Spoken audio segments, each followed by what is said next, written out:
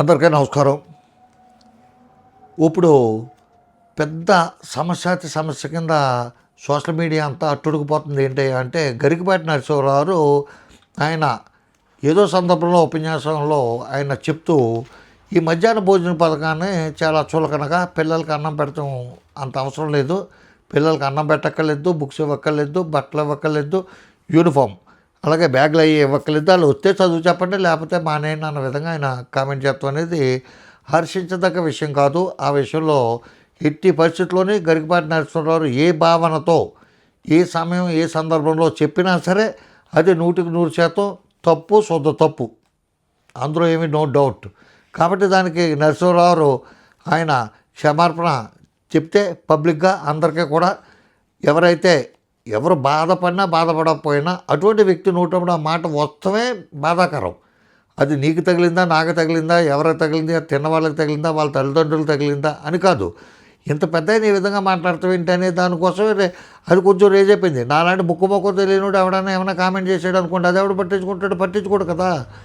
కాకపోతే ఏంటంటే ఆ కోడిగుడ్లు బడిలో పెడతాం, వాళ్ళకి అక్కడ ఉడకబెడతాం, అక్కడ వాటిని పెంకులు తీస్తాం, అదే గుడ్లు పిల్లలకి పెడతాం, వాళ్ళు తినటం, ఆ నీసు వాసన ఇది కూడా ఆ కొంతమంది అంటే బ్రాహ్మలు తింటున్నారు, కోడలు తింటున్నారు, చాలామంది గుడ్లు తింటున్నారు. ఆ గుడ్లు తిన్న వాళ్ళకి కొంచెం అది ఎబ్బెట్టుగా కొంచెం వెగటగా అనిపించినప్పుడు ఈ నరసింహారావు అంటే వాళ్ళు ఎప్పుడో వినుండొచ్చు, ఏదో ఫంక్షన్ ఏదో ఏమన్నా స్కూల్లో కోడిగుడ్లు అయ్యి మాకు చాలా వెగటగా అది అనిపిస్తుంది అంటే అక్కడ పద్ధతులు బాగోలేదండి అన్న విధంగా అంటే అదేదో బ్రెయిన్లో ఉంది.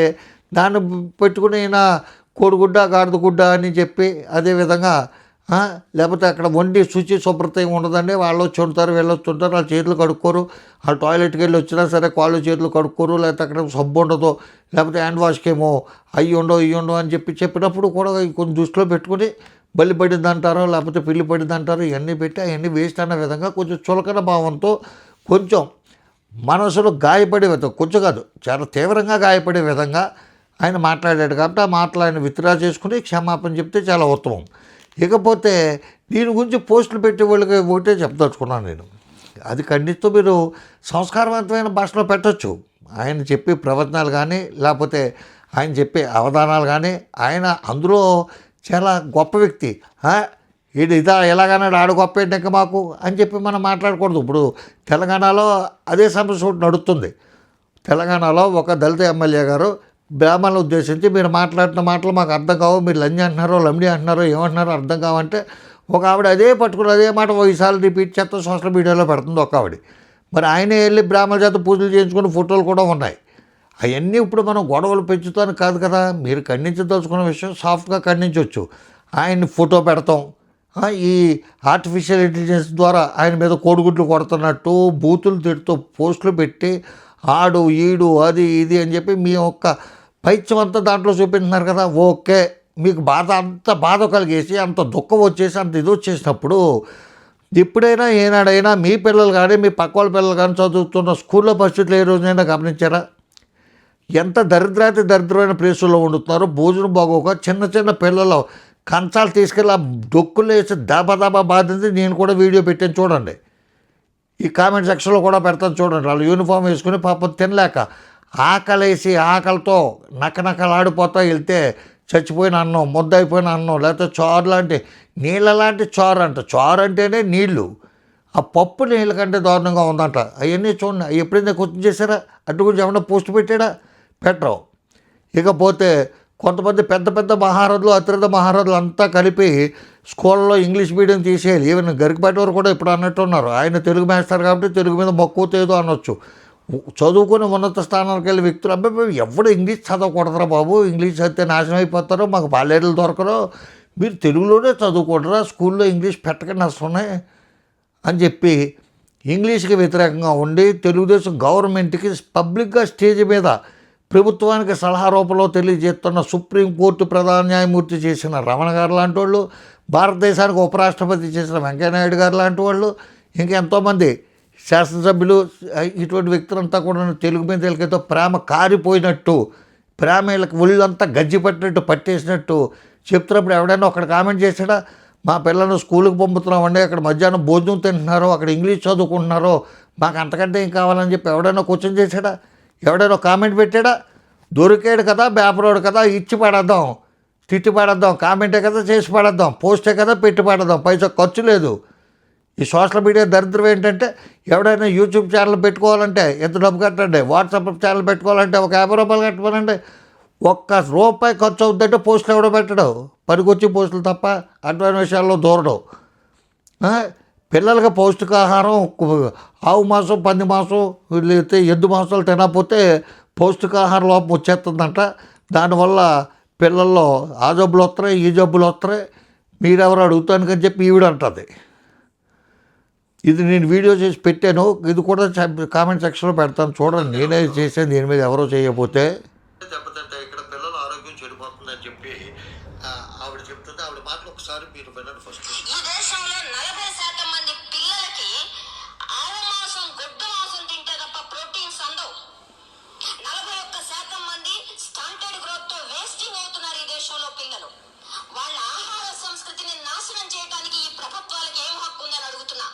నీ మతం ఏదైనా కావచ్చు, నీ ధర్మం ఏదైనా కావచ్చు, ఈ దుర్మార్గాన్ని నువ్వు ఎట్లా సంస్కృతిగా కొనసాగిస్తావు? ప్రభుత్వానికి ఏం హక్కు ఉంది? వాళ్ళ రైటు, వాళ్ళకి ప్రోటీన్ లోపం వస్తుంది, స్టంటెడ్ గ్రోత్ ఇలాంటి ఇవన్నీ వస్తున్నాయి కాబట్టి వాళ్ళు ఆవు మాంసం, గొడ్డు మాంసం తినకుండా ఆపుతానికి ప్రభుత్వానికి రైట్ ఎక్కడ ఉంది? మీ ధర్మం ఏమైనా కావచ్చు, మీ సంస్కృతి ఏమైనా కావచ్చు, మా వాళ్ళు అదే తింటారు, రేపు పొద్దున్న స్కూల్లో కూడా అదే వండి పెట్టబట్టే.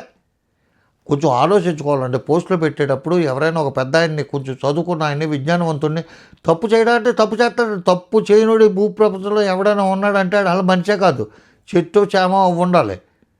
మనిషి అనేవాడే తప్పు చేస్తాడు, మనిషి అనేవాడే పశ్చాత్తాపడతాడు, మనిషి అనేవాడే దాన్ని సరిదిద్దుకోగలుగుతాడు, క్షమాపణ చెప్పగలుగుతాడు. అంతేగాని దొరికిందే వంక అని చెప్పి అడ్డమైనవాడు వచ్చి పోస్టులు పెట్టేస్తాం, కామెంట్లు చేసేస్తాం, ఆర్టిఫిషియల్ ఇంటెలిజెంట్ చేసేస్తాం, ఒకటేదో పెడతాం, దాన్ని పట్టుకుని మళ్ళీ ఇక్కడ కాపీ పేస్టులు చేస్తాం.